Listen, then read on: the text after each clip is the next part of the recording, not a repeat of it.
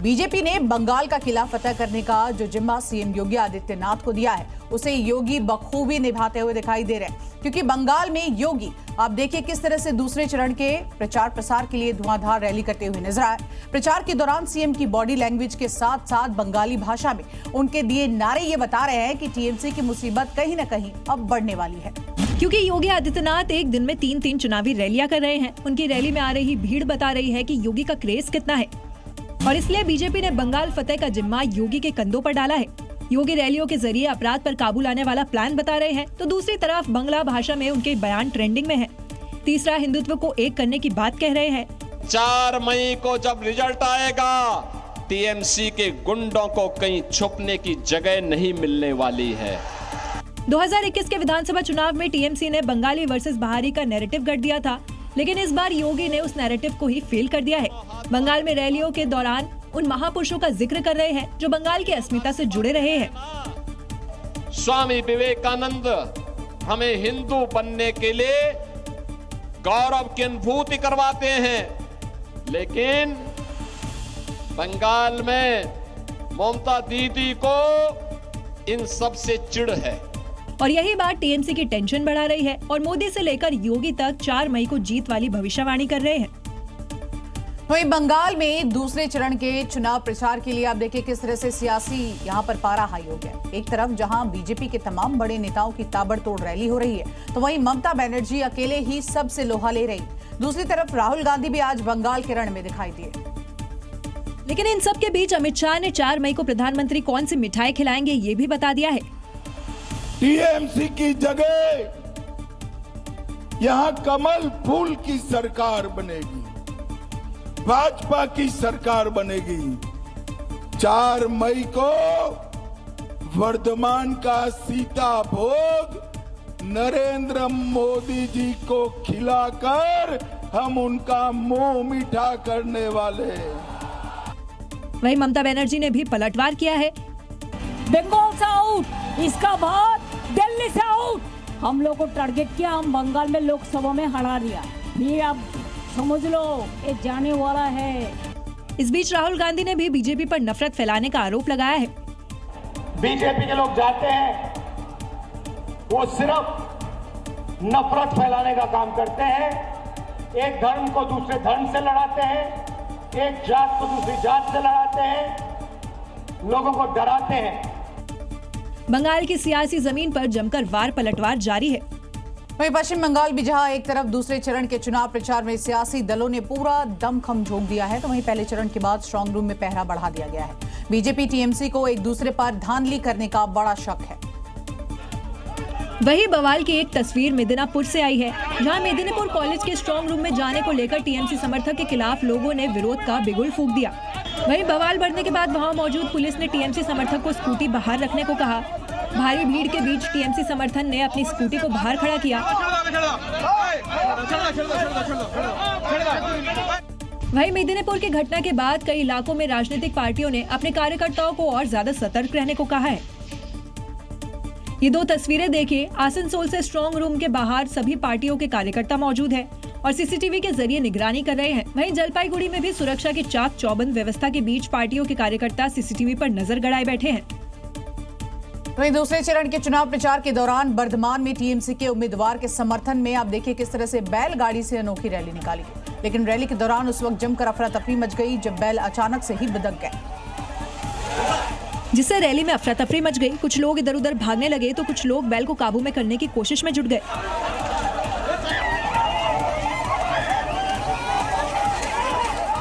दरअसल पूरा मामला पूर्व वर्धमान के आउसग्राम का है, जहां टीएमसी उम्मीदवार श्यामा प्रसन्ना लोहार के समर्थन में बैलगाड़ी रैली निकाली गई थी। इस दौरान श्यामा प्रसन्ना अपनी पत्नी के साथ एक बैलगाड़ी पर बैठे थे, लेकिन जैसे ही बैल को आगे बढ़ने के लिए उठाया गया, भारी भीड़ और लाउडस्पीकरों की तेज आवाज के कारण बैल घबरा गया और बैलगाड़ी के साथ बेकाबू होकर इधर उधर भागने लगा।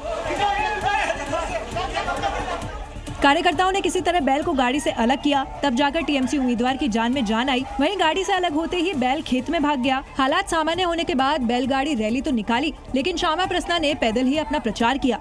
वहीं इस घटना पर बीजेपी ने तंज कसते हुए कहा कि बैल समझ गया है कि समय बदल रहा है, अब टीएमसी का भार उठाने की जरूरत नहीं है।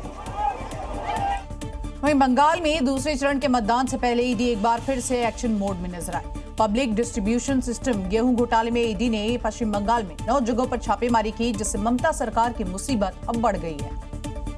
ईडी ने आज उत्तर 24 परगना, बर्धमान और हावड़ा में बड़ी कार्रवाई की। निरंजन चंद्र साहा और उससे जुड़े सप्लायर्स, डीलर्स और एक्सपोर्टर्स के 9 ठिकानों पर रेड मारी। इस दौरान ईडी ने उत्तर 24 परगना के सागर एंटरप्राइजेस पर छापेमारी की।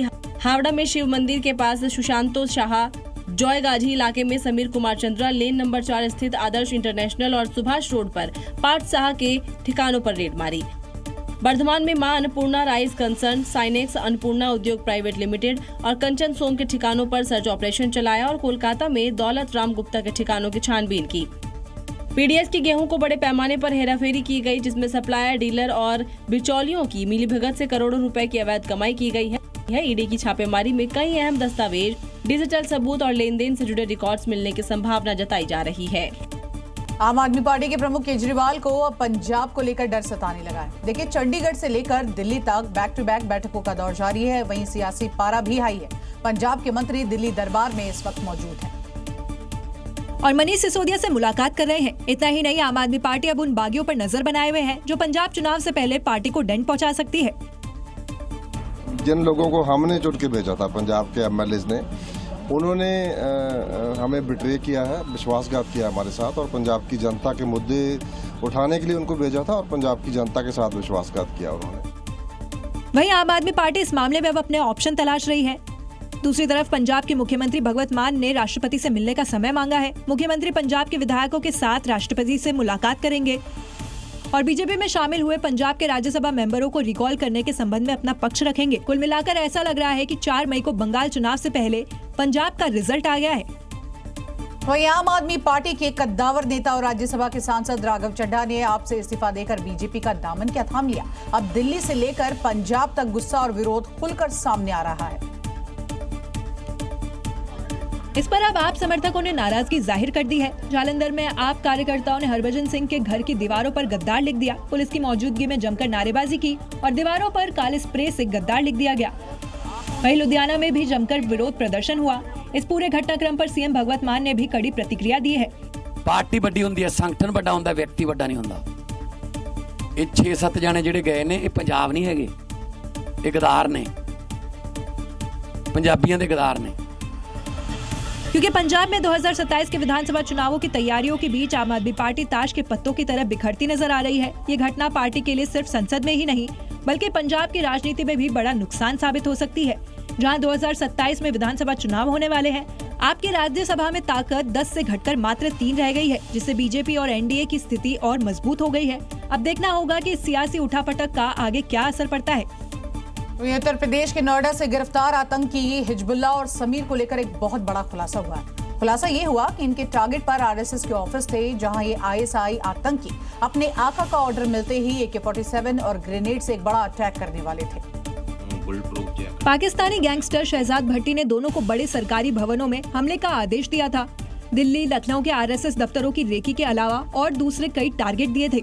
शहजाद भट्टी ने इनको लखनऊ और दिल्ली के तमाम आरएसएस दफ्तरों की रैकी करने के लिए कहा था, जिसके बाद इन दोनों ने अलग अलग दफ्तरों की रैकियां की थी। यानी रेकी के बाद हिजबुल्लाह और समीर को ग्रीन सिग्नल का इंतजार था। ग्रीन सिग्नल मिलते ही दोनों नापाक मंसूबों को अंजाम देते। शायद वारदातों को अंजाम उन्हीं हथियारों से दिया जाता जो पाक हैंडलर्स बतौर गिफ्ट इन्हें भेजते थे। आतंकियों ने कबूला कि तहरीक तालिबान हिंदुस्तान में शामिल होने पर उन्हें नकद के साथ पिस्टल मिलती थी। एक मोटी रकम भी दी जाती थी ताकि और युवा इस आतंक के रास्ते पर आ सके। आतंकी अपने आका का ऑर्डर पूरा कर पाते, उससे पहले ही यूपी ATS ने उसे नाकाम कर दिया। दिल्ली पुलिस की क्राइम ब्रांच ने 31 साल पुराने किडनैपिंग और मर्डर केस में एक बड़ी कार्रवाई की है और न केवल फरार चल रहे उस आरोपी सलीम वास्तिक को गिरफ्तार किया है, बल्कि उसका वास्तिक जो चेहरा है वो भी आप देखिए किस तरह से एक्सपोज हो गया है, जो पहचान छिपाकर लगातार यूट्यूबर बना बैठा था।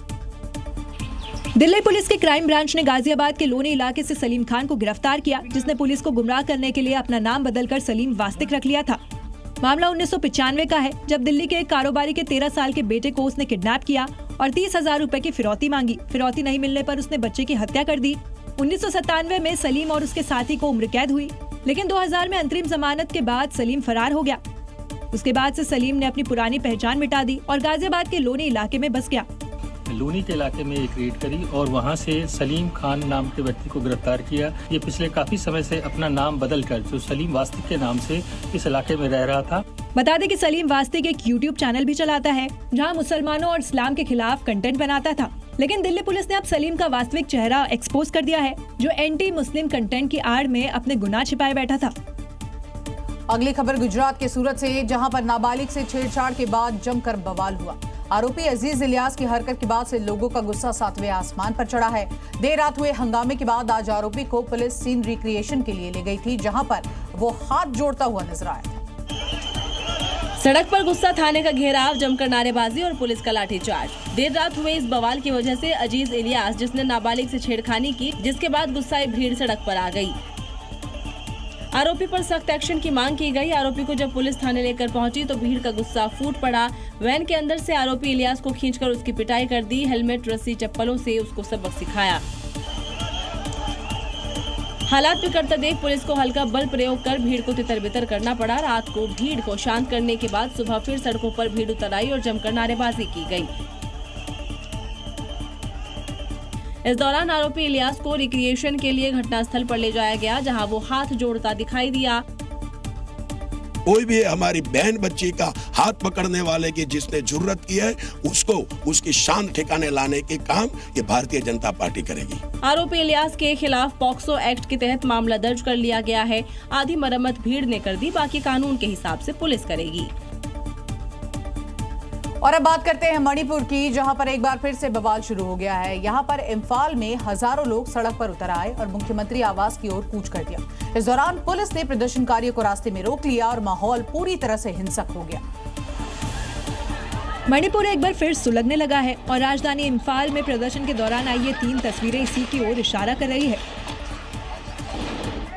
दरअसल मणिपुर की अखंडता पर समन्वय समिति की ओर से एक बड़ी रैली का आयोजन हुआ, जिसमें हजारों लोग शामिल हुए और मुख्यमंत्री आवास की ओर बढ़ने लगे। लेकिन जैसे जैसे रैली आगे बढ़ी, माहौल गर्मा गया। प्रदर्शनकारियों और पुलिस के बीच झड़प हो गई। प्रदर्शनकारियों ने पुलिस पर पत्थर फेंके। बेकाबू भीड़ को तितर-बितर करने के लिए पुलिस ने आंसू गैस के गोले फायर किए। सड़कों पर धुएं का गुबार छा गया और पूरे इलाके में अफरा-तफरी मच गई। दरअसल प्रदर्शनकारी मणिपुर में शांति बहाली और आम लोगों की सुरक्षा सुनिश्चित करने की मांग कर रहे थे और इसी के लिए सीएम को ज्ञापन सौंपने जा रहे थे। फिलहाल हालात काबू में है, लेकिन तनाव अभी भी बरकरार है। बाबा बागेश्वर यानी कि धीरेन्द्र कृष्ण शास्त्री, जिनका एक बार फिर से बयान सुर्खियों में है। बाबा बागेश्वर ने भारत के लोगों से 4 बच्चे पैदा कर दिए और एक बच्चा आरएसएस को देने की अपील की थी। इधर बयान आया तो उधर मौलाना रिजवी ने बाबा की शादी को लेकर ही सवाल उठा दिए। राष्ट्रीय स्वयंसेवक संघ का एक दरअसल बाबा बागेश्वर भारत दुर्गा शक्ति स्थल और धर्म सभा समारोह में पहुंचे थे, जहां वो आरएसएस के किए कार्यों के बारे में बता रहे थे। आरएसएस जिस तरह आपदा के समय मदद के लिए पहले पायदान पर खड़ा होता है, ऐसे में बाबा ने भारत के लोगों से 4 बच्चों वाली अपील कर दी। हम पूरे भारत से प्रार्थना करेंगे, बच्चे तो 4 पैदा करो पर एक स्वयंसेवक संघ के लिए दो, हाँ, ताकि दूसरों को बचाने को काम आए। बाबा बागेश्वर ने न हिंदू की बात कही न मुस्लिम की। उन्होंने भारत के लोगों से अपील की, लेकिन कुछ मौलानाओं को शायद ये बयान अच्छा नहीं लगा और इसलिए उन्होंने बाबा की शादी को लेकर सवाल खड़ा कर दिया, जिसका जवाब भी बाबा बागेश्वर ने तुरंत दे दिया। ऐसा शख्स मशवरा दे रहा है जिसको खुद नहीं मालूम है और उसके पास खुद औलाद भी नहीं है। हमारी शादी नहीं हुई तो हम पर तो अभी लोग कमेंट करेंगे कि बाबा तुम्हारा क्या योगदान है, तो ब्याह हमारा हो जाएगा तो हम भी हिंदुओं की आबादी बढ़ाने में अपना योगदान देंगे। कट्टर हिंदुत्व की छवि रखने वाले बाबा हमेशा से बयानों को लेकर सुर्खियों में रहे हैं। उत्तर प्रदेश में जितनी तेजी के साथ अपराधियों पर एक्शन होता है, उतनी ही तेजी से भ्रष्टाचार करने वालों पर भी एक्शन होता है। और ऐसा ही आगरा में हुआ, जहां जल विभाग के मैनेजर पर जब करप्शन के आरोप लगे तो जांच के बाद तुरंत उन्हें सस्पेंड कर दिया गया, क्योंकि सीएम योगी कह चुके हैं कि यूपी में अपराध के साथ साथ करप्शन पर भी जीरो टॉलरेंस की नीति है। हमारा जीरो टॉलरेंस भ्रष्टाचार और भ्रष्टाचारियों के प्रति भी उसी मजबूती के साथ आगे बढ़ रहा है और उसी का असर है कि आगरा जल विभाग के मैनेजर A.K. राजपूत को सस्पेंड किया गया।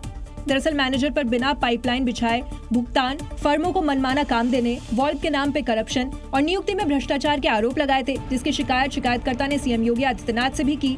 शिकायत के बाद जांच की गई तो आरोप सही पाए गए। कि मेरे द्वारा शासन में शिकायत की गई थी माननीय मुख्यमंत्री जी से, वो भी जांच हुई और उस जांच के बाद आज उनको निलंबित शासन के द्वारा कर दिया गया है और आगे की कार्रवाई और जांच स्थानीय निकाय के डायरेक्टर महोदय करेंगे।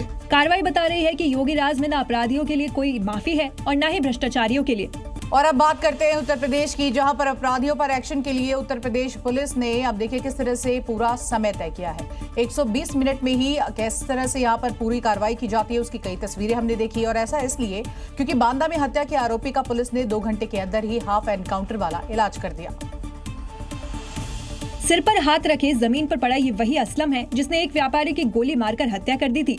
मामूली बात को लेकर हुए विवाद में आरोपी तेज प्रताप सोनी की हत्या कर फरार हो गया था। हत्या के बाद व्यापारी के परिजनों ने जमकर हंगामा किया था। आरोपी पर एक्शन की मांग को लेकर नारेबाजी की। अस्पताल के बाहर हो रहे हंगामे को रोकने के लिए पुलिस के अधिकारी भी पहुंचे थे, लेकिन भीड़ शांत होने का नाम नहीं ले रही थी।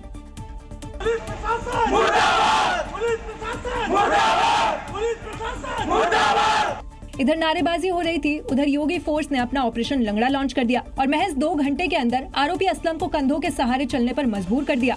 तस्वीरों में देखिए दोनों पैरों से लंगड़ा हो चुका असलम पुलिस के सहारे चल रहा है। 2 घंटे के भीतर जो अभियुक्त है उसको पुलिस ने मुठभेड़ में गिरफ्तार किया है। अभियुक्त को दोनों पैरों में गोली लगी है, उसका चिकित्सीय उपचार जिला अस्पताल में किया जा रहा है। 120 मिनट के अंदर यूपी पुलिस ने कार्रवाई कर बता दिया कि प्रदेश में लॉ एंड ऑर्डर को मजबूत करने का जो सीएम योगी ने संकल्प लिया है उस दिशा में मजबूती से काम हो रहा है। एमपी के भिंड में उस वक्त जमकर बवाल मच गया जब यहां फर्जी लाइसेंस सिंडिकेट का बड़ा भंडाफोड़ हुआ। पुलिस ने इस मामले में अब तक 14 आरोपियों को गिरफ्तार कर लिया है और सबसे बड़ी बात ये कि इसे सिस्टम में बैठे लोग ही चला रहे थे। और इसमें सबसे बड़ी गिरफ्तारी चंबल कलेक्ट्रेट के चपरासी की हुई। ये वही चेहरे हैं जो फर्जी तरीके से लाइसेंसी हथियार दिया करते थे। ये संगठित सिंडिकेट पहचान पत्रों में छेड़छाड़, सिस्टम हैक कर अवैध हथियारों को वैध बनाने का खेल खेलते थे। सूत्रों की माने तो ये लोग पैन कार्ड, आधार कार्ड और फोटो से छेड़छाड़ कर दस्तावेज तैयार करते थे। फिर ऑनलाइन पोर्टल तक को गुमराह किया गया। यहाँ एक फर्जी लाइसेंस की कीमत करीब 3 लाख रुपए थी। वहीं जैसे ही पुलिस की साइबर टीम ने रिकॉर्ड खंगाला, पूरा खेल खुलकर सामने आ गया। दरअसल पुलिस को सूचना मिली थी कि 6 लोगों के पास फर्जी लाइसेंस और हथियार हैं। इस प्रकरण में अभी तक हम लोगों ने 14 लोगों को आज दिनांक तक गिरफ्तार किया है। उनसे लगभग हमने 10 पिस्टल और 315 बोर एक राइफल हमने जब्त किए। फिलहाल पुलिस अब तक अलग अलग राज्यों से गिरफ्तार आरोपियों से पूछताछ कर रही है। पुलिस अब इस जांच में जुटी है कि सिंडिकेट की जड़ें कितनी गहरी है। अंडरवर्ल्ड डॉन दाऊद इब्राहिम के नेटवर्क को एक और बड़ा झटका लगा है। उसका करीबी और ड्रग सिंडिकेट का अहम चेहरा सलीम डोला अब गिरफ्त में आ गया है और ऐसे के साथ साथ इंटरपोल की तलाश अब खत्म हो गई है। यानी डी कंपनी के ड्रग नेटवर्क पर बड़ी कार्रवाई हो गई है। दाऊद का करीबी सलीम डोला अब कानून के शिकंजे में है, जिसकी तलाश इंटरपोल को लंबे समय से थी। जानकारी के मुताबिक तुर्की पुलिस और खुफिया एजेंसी MIT के जॉइंट ऑपरेशन में सलीम डोला पकड़ा गया, जो इस्तांबुल में छिपकर रह रहा था और UAE के फर्जी ID का इस्तेमाल कर रहा था। भारत में डोला ड्रग सप्लाई का बड़ा नाम माना जाता है और डी कंपनी का मेन हैंडलर बताया जाता है। इसका कनेक्शन इकबाल मिर्ची के नेटवर्क से भी जुड़ा रहा है और डोला का नाम तब सुर्खियों में आया जब 1000 करोड़ की फेंटानिल ड्रग्स जब्त की गई थी। लेकिन अब सलीम डोला की गिरफ्तारी डी कंपनी के ड्रग नेटवर्क पर बड़ा प्रहार है। देखना होगा दाऊद का चेला कौन कौन से राज उगलता है। उत्तर प्रदेश के आगरा में धर्मांतरण के लिए फंडिंग करने वाले दाऊद अहमद की संपत्ति को कुर्क कर लिया गया है। आगरा पुलिस ने बॉर्डर पार करके अब देखिए किस तरह से भोपाल में दाऊद की संपत्ति को कुर्क किया और कुर्की से पहले आरोपी के घर पर नोटिस भी लगाया गया था। लेकिन नोटिस के बाद भी जब वो पेश नहीं हुआ तो यूपी पुलिस ने प्रशासन की टीम के साथ मिलकर प्रॉपर्टी पर कुर्क की कार्रवाई की। दाऊद के घर पर मौजूद सामान को भी सीज कर लिया गया। कुर्क संपत्ति की कीमत 5 लाख से ज्यादा बताई जा रही है। धर्मांतरण के लिए फंडिंग कराने वाला दाऊद अहमद कनाडा में छिपा बैठा हुआ है। पिछले साल 2 सगी बहनों के धर्मांतरण के मामले में दाऊद का नाम सामने आया था। इसके बाद से वो यूपी पुलिस की रडार पर है। पुलिस कनाडा से दाऊद को भारत लाने के लिए इंटरपोल के माध्यम से रेड कॉर्नर नोटिस जारी करने की तैयारी भी कर रही है। लेकिन आज आरोपी की संपत्ति कुर्क कर यूपी पुलिस ने बता दिया कि अपराधियों पर एक्शन के लिए उसके आड़े राज्यों की सीमा भी नहीं आ पाएगी। तो वहीं उत्तराखंड में अवैध अतिक्रमण पर लगातार बुलडोजर एक्शन जारी है और आज की अगर हम बात करें तो उधम सिंह नगर में प्रशासन ने यहां कई घंटे तक मुहिम चलाकर हाईवे पर बनी हुई अवैध मजार को ही बुलडोजर से गिरा दिया। सुबह सुबह हुई इस कार्रवाई से इलाके में हड़कंप मच गया। 2 बुलडोजर की मदद से अवैध निर्माणों को ध्वस्त कर दिया गया। ये मजार PWD और रेलवे की जमीन पर कब्जा करके अवैध तरीके से बनाई गई थी। ध्वस्तीकरण मुहिम के दौरान इलाके में भारी संख्या में पुलिस फोर्स की तैनाती की गई। इससे पहले भी उधम सिंह नगर और आसपास के इलाकों में पिछले कई दिनों से जारी बुलडोजर एक्शन में कई मजारों को गिरा दिया गया है। ये लोग सरकारी जमीन पर कब्जा कर उस पर मजार बनाते हैं और फिर बाद में उसे वक्फ की जमीन घोषित कर देते हैं। और यही वजह है कि धामी सरकार जब से सत्ता में आई है, अवैध मस्जिद, मदरसों और कब्रिस्तान के खिलाफ लगातार कार्रवाई कर रही है। अब तक 600 से अधिक अवैध निर्माणों पर एक्शन हुआ है। वहीं यूपी के कौशाम्बी में रात तकरीबन 10:30 बजे उस वक्त जमकर बवाल मच गया जब इलाके में बमबाजी की खबर से आप देखिए किस तरह से दहशत फैल गई। दरअसल पुरानी रंजिश में इलाके के ही दबंगों ने ग्राम प्रधान के पति पर बम से हमला कर दिया। इस दौरान हमले का सीसीटीवी फुटेज भी सामने आया, जहां ग्राम प्रधान के घर बमबाजी की खबर के बाद वहां पुलिस पहुंची। इस दौरान पुलिस बाकी लोगों से पूछताछ कर ही रही थी कि तभी ग्राम प्रधान के घर के पास एक और बम फेंका गया, जिसके बाद बवाल मच गया। वहीं पुलिस से बात कर रहे शख्स ने बम फेंकने वाले पर पत्थर से हमले किए। वहीं बमबाजी के बाद इलाके में खौफ का माहौल है। दरअसल पुरानी रंजिश में गांव के ही रहने वाले कुछ लोग ने ग्राम प्रधान के पति के खिलाफ पहले गाली गलौज की और फिर उसके घर पर बम से हमला कर दिया। वहीं जब पुलिस मौके पर पहुंची तो उसके सामने भी बम फेंके गए। मामले की गंभीरता को देखते हुए ग्राम प्रधान ने सुरक्षा की मांग की है और योगी फोर्स अब बमबाज का इलाज करने में जुट गई है। और जरा सोचिए, आप सड़क से जा रहे हो और आपको अचानक से 4 लाख रुपए मिल जाए तो आप क्या करेंगे? अमूमन लोग इसे भगवान का दिया हुआ आशीर्वाद समझकर अपने पास ही रख लेते हैं, लेकिन उत्तर प्रदेश के शामली से ठीक उलट तस्वीर देखने को मिली है। शख्स ने पुलिस को बुलाकर पूरे पैसे पुलिस को दे दिए, जो देखकर पुलिस भी दंग रह गई। दरअसल हाईवे से जा रहे एक शख्स के पास 500, 200 और 100 के कई सारे नोट गिरने लगे। बेखबर युवक बाइक को तेज गति से चलाता चला गया, लेकिन इस बीच उसके पीछे से आ रहे 2 युवकों ने ये सब देखा और उन पैसों को इकट्ठा कर लिया। तो एक लड़का बाइक में और स्पीड में था, उसके बैग में से मुझे 500 के नोट, 100 के नोट है और 200 की गड्डी है, ये रास्ते में खड़ी हुई। वही युवक ने उस शख्स का पीछा भी किया, लेकिन वो बाइक सवार युवक तेजी से निकल गया। ठीक है, आपने पैसा आज पुलिस को सपोर्ट कर दिया, ये पैसा उन तक पहुंचा दिया जाएगा, तुम्हारा नाम पता हमने नोट कर लिया। वहीं पुलिस फिलहाल उस बाइक सवार की पहचान में जुट गई है। वहीं बरामद रकम को कानूनी प्रक्रिया के तहत मालखाने में जमा करा दिया गया है। जरा सोचिए, जिस पर आपकी सुरक्षा का जिम्मा हो वही आपकी जेब पर किस तरह से सेंध लगा दे तो आप क्या करेंगे? उत्तर प्रदेश के मऊ से ऐसी एक घटना सामने आई है जहां पर एक वर्दी वाला चोर कैमरे में ही कैद हो गया, जिसके बाद पूरे इलाके में हड़कंप मच गया है। तो वहीं पुलिस आरोपी की तलाश में जुट गई है। सीसीटीवी फुटेज भी सामने आया, जहां खाकी वर्दी में एक शख्स पेट्रोल पंप के पास स्कूटी पर सवार होकर आया। उसने अपनी स्कूटी रोकी और पंप के पीछे जाकर देखा। थोड़ी देर में पंप पर खटिया लाकर सो रहे शख्स के पास गया और उसे देखने के बाद उसके पास रखे मोबाइल और पर्स लेकर तुरंत ही वहां से फरार हो गया। यही पूरी वारदात पेट्रोल पंप पे लगे सीसीटीवी फुटेज में कैद हो गई। इस दौरान वर्दी वाले चोर ने अपना हेलमेट नहीं उतारा। पुलिस चोर की तलाश में जुट गई है, साथ ही ये पता लगाने की कोशिश कर रही है कि वर्दी में आया शख्स कोई पुलिस वाला है या फिर होमगार्ड है। मामले की गंभीरता को देखते हुए पुलिस आरोपी पर सख्त एक्शन लेने की तैयारी में है। उत्तर प्रदेश के बहराइच में बीजेपी की जन आक्रोश रैली में उस वक्त अफरा तफरी मच गई जब पुतला दहन के दौरान आग की लपटें अचानक से भड़क उठी और विधायक अनुपमा जायसवाल उसकी चपेट में आ गए। घटना का वीडियो भी सामने आया, जिसमें साफ देख सकते हैं कि जैसे ही विधायक अनुपमा जायसवाल ने राहुल गांधी के पुतले में आग लगाई, एक हल्के धमाके के साथ आग की लपटें उनके चेहरे पर आ गई, जिससे उनका चेहरा और बाल जल गए। मौके पर मौजूद कार्यकर्ता और पुलिस अनुपमा जायसवाल को किनारे ले गए और तुरंत कपड़े से आग बुझाई। पुलिस ने फौरन उन्हें इलाज के लिए जिला अस्पताल में भर्ती कराया। सूचना के बाद डीएम और एसपी अस्पताल पहुंचे और विधायक का हाल जाना। गनीमत रही कि अनुपमा जायसवाल को गंभीर चोटें नहीं आई। इलाज के बाद उन्हें अस्पताल से रवाना कर दिया गया। बता दें कि नारी वंदन अधिनियम का विरोध करने पर बीजेपी ने विपक्षी पार्टियों के खिलाफ प्रदर्शन आयोजित किया था, जिसमें पुतला दहन। देश भर में गर्मी ने अपना प्रचंड रूप दिखाना शुरू कर दिया है। मध्य प्रदेश से लेकर उत्तर प्रदेश और छत्तीसगढ़ तक तापमान 45 डिग्री के करीब पहुंचा और हालात ऐसे हो गए हैं कि लोगों का घर से बाहर निकलना अब मुश्किल हो गया है। साथ ही साथ अस्पतालों में भी अब खास इंतजाम किए जा रहे हैं, क्योंकि जैसे जैसे पारा चढ़ रहा है वैसे वैसे प्रचंड गर्मी का प्रकोप लोगों की सेहत पर भी असर डाल रहा है। दिल्ली में तापमान में कोई गिरावट नहीं है और ऐसा ही हाल देश के बाकी राज्यों में भी देखने को मिल रहा है। दिल्ली में पारा 42 डिग्री के पार पहुंच गया है। पिछले 24 घंटे में दिल्ली में 20 किलोमीटर प्रति घंटे की रफ्तार से हीटवेव चल रही है। रतलाम में भी 43 डिग्री तक तापमान पहुंच गया है। भीषण गर्मी और लू के कहर से बचने के लिए लोग ठंडी चीजों का सहारा ले रहे हैं। वहीं कोरबा में चिलचिलाती धूप के कारण लोगों का घर से निकलना मुश्किल हो गया है। पेड़ पौधे तक सूखने लगे हैं। उधर यूपी के संभल में भी तापमान 45 डिग्री तक पहुंच गया है। अस्पतालों में डिहाइड्रेशन और हीट स्ट्रोक के मरीज बढ़ रहे हैं। बलिया में भी हीट वेव से निपटने के लिए स्पेशल वार्ड तैयार किए गए हैं। इसलिए दोपहर में बाहर निकलने से बचे, लिक्विड चीजें ज्यादा ले, क्योंकि सावधानी ही इस गर्मी से बड़ी सुरक्षा है।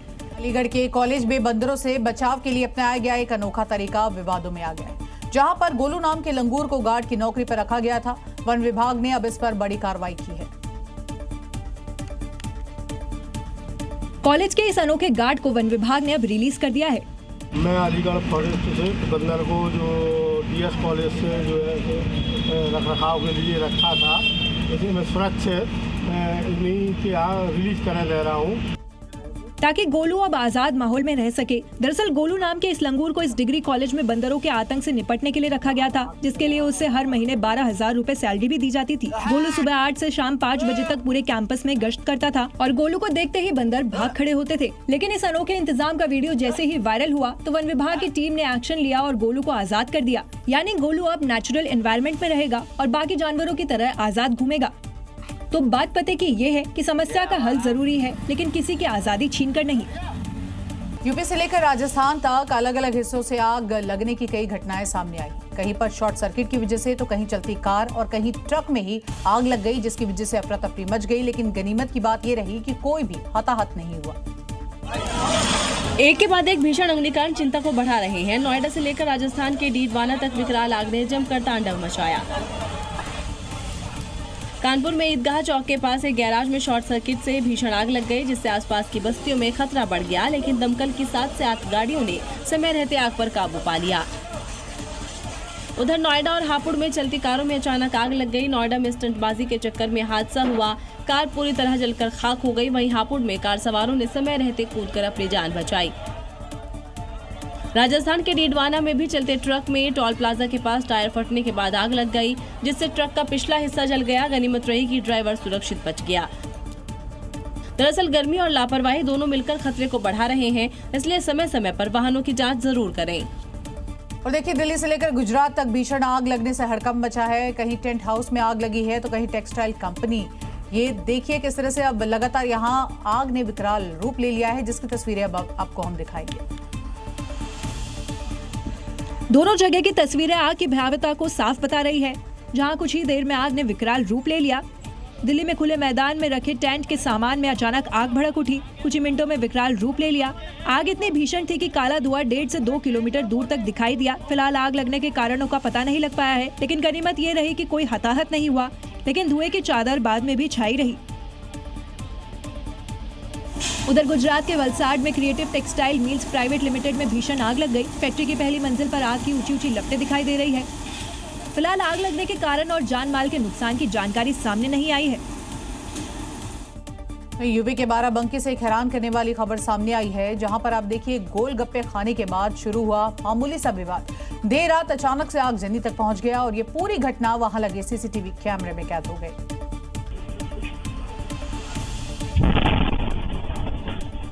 वीडियो में साफ दिख रहा है कि एक युवक दुकान में आग लगाकर भाग रहा है। देखिए, रात के अंधेरे में पहले 2 युवक आते हैं। एक बाहर सड़क पर खड़ा हो जाता है और दूसरा दुकान पर पेट्रोल छिड़क रहा है। फिर देखते ही देखते दूसरा युवक दुकान में आग लगा देता है। ये पूरा विवाद दिन में गोलगप्पे खाने के दौरान शुरू हुआ था। जब गोलगप्पे खाने के बाद युवक ने दुकानदार से सूखी पापड़ी मांगी तो उसने देने से मना कर दिया। इस पर पहले दोनों के बीच कहासुनी हुई और फिर धमकी देकर चले गए। लेकिन रात में यही युवक दोबारा लौटे और पेट्रोल छिड़ककर दुकान पर आग लगा दी। पूरी घटना का सीसीटीवी फुटेज सामने आया है और अब सीसीटीवी के आधार पर पुलिस आरोपियों की तलाश में जुटी है। लेकिन ये वीडियो दिखाता है कि कैसे एक छोटी सी बात बड़े अपराध में बदल जाती है। और उत्तर प्रदेश के गाजियाबाद से एक बड़ी खबर सामने आ रही है, जहां पर गाजियाबाद में देखिए केमिकल फैक्ट्री में भीषण आग लग गई है। ऑक्सीजन सिलेंडर यहां पर फटा है, जिसकी वजह से बड़ा धमाका हुआ है। धमाके के बाद आग लगी है। इलाके में अफरा तफरी का माहौल है, तो वहीं फायर ब्रिगेड की टीम मौके पर पहुंची है, जहां पर आप देखिए फायर फाइटर्स लगातार आग बुझाने का काम कर रहे हैं। ये तस्वीरें आपके सामने गाजियाबाद की, जहां पर केमिकल फैक्ट्री में भीषण आग लगती है, धमाका होता है और उसके बाद अब फायर फाइटर्स ने इस आग पर काबू पा लिया है। ये ब्रेकिंग न्यूज इस वक्त की आपको बता रहे हैं। फिर राजस्थान के चित्तौड़गढ़ में श्री सावलिया सेठ मंदिर में आस्था का एक ऐसा सैलाब उमड़ा है कि दान का एक नया ही रिकॉर्ड बन गया। महज 1 महीने में बात अगर हम करें तो चढ़ावे की रकम 41 करोड़ रुपए से भी ज्यादा पहुंच गई है। और ये मेवाड़ के आराध्य देव सावलिया जी की आस्था और विश्वास का अनूठा संगम है, जहां दान का नया रिकॉर्ड बना है। 100, 200, 50 और 100 रुपए के नोटों की गड्डियों से दीवार बनाकर खड़ी कर दी गई है। यहाँ सिर्फ 29 दिनों में 41 करोड़ 67 लाख रुपए से ज्यादा चढ़ावा आया है। मंदिर प्रशासन के मुताबिक भंडार से ही 33 करोड़ से ज्यादा की धनराशि मिली है, जबकि भेंट पक्ष और ऑनलाइन माध्यम से करीब 8 करोड़ 45 लाख रुपए आए हैं। ये गिनती 7 राउंड में पूरी की गई है। 16 अप्रैल को भंडार खोला गया, जिसमें 11 करोड़ 11 लाख रुपए आए हैं। 18 अप्रैल को 6 करोड़ 51 लाख 24,500 रुपए, 20 अप्रैल को 9 करोड़ 60 लाख 61,500 रुपए, वहीं 21 अप्रैल को 3 करोड़ 78 लाख 77,000 रुपए, 22 अप्रैल को 1 करोड़ 31 लाख 42,000 रुपए, 23 अप्रैल को 54 लाख 6,600 रुपए, 24 अप्रैल को 34 लाख 51,939 रुपए, 660 ग्राम और 500 मिलीग्राम सोना, 84 किलो 620 ग्राम चांदी मिली। वहीं भेंट पक्ष और ऑनलाइन के माध्यम से 8 करोड़ 45 लाख 75,030 रुपए। इससे पहले साल 2025 में करीब 25 करोड़ का रिकॉर्ड था, लेकिन इस बार भक्तों की आस्था ने सभी पुराने आंकड़े तोड़ दिए हैं।